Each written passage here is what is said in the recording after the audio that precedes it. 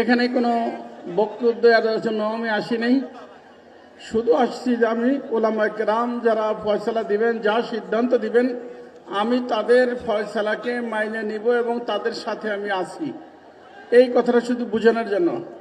কারণ আমাদের শেখুল হাদিস হযরত মাওলানা জাকারিয়া সাহেব রহমতুল্লাহ আলাইহি বলতেন, আবৃত্তির ভিতরে পাবেন যে मौलवी तहकीक खूब करो लेकिन चलो अपने अकबरीन के तर्ज पर, जो अकबरीन के तर्ज को छोड़ के अपनी तहकीक पर चलता रहता है वो खड्डे में जाके गिरता है।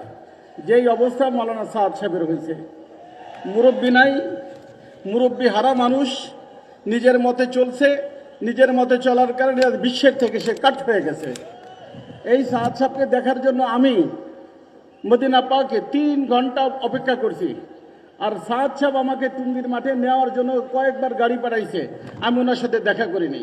ওনার সাথে আমার এমনি কোনো দুশ্মনী নাই, ওনার সাথে দুশ্মনী একটাই, সেটা হলো যে উনি শরিয়াত কোরআন এবং হাদিসের অনুযায়ী আহলে হক ওলামায়ে কেরামদের সাথে নাই, আমাদের আকাবেরিনদের সাথে নাই, ভিন্ন মত অবলম্বন করছে। মানে সাজ্জা সুজ্জা, ভিন্ন মত অবলম্বন করলে তার যা হয় তা তার হয়েছে। অতএব আমরা সকলেই আলহামদুলিল্লাহ একমত, ওনার ব্যাপারে আমরা কোনো ধরনের কোনো যত সময় পর্যন্ত উনি তওবা না করবে আপোষ করতে রাজি নাই। অনেকে বলে যে হুজুর উনি তো তওবা করছে, দেওবন্দে তওবানামা পাঠাইছে। মনে রাখবেন, তওবার জন্য 3টে শর্ত। 1 নম্বর শর্ত আইয়ান্দাম আলাইহা, তার কৃত কার্যের উপরে সে লজ্জিত হবে। 2 নম্বর শর্ত হলো যে আইয়াখলানিল মাসিয়া, যেই কাজ করছে ওই কাজ ছেড়ে দিবে সাথে সাথে। আর 3 নম্বর হলো আইয়াজ মাজমান জাসিমান আল্লাহ ইয়াউদ ইলাইহা, অর্থাৎ এমন সিদ্ধান্ত নিতে হবে যে এই বাজে কথা বাজে কাজ আমি আর জীবনে করব না।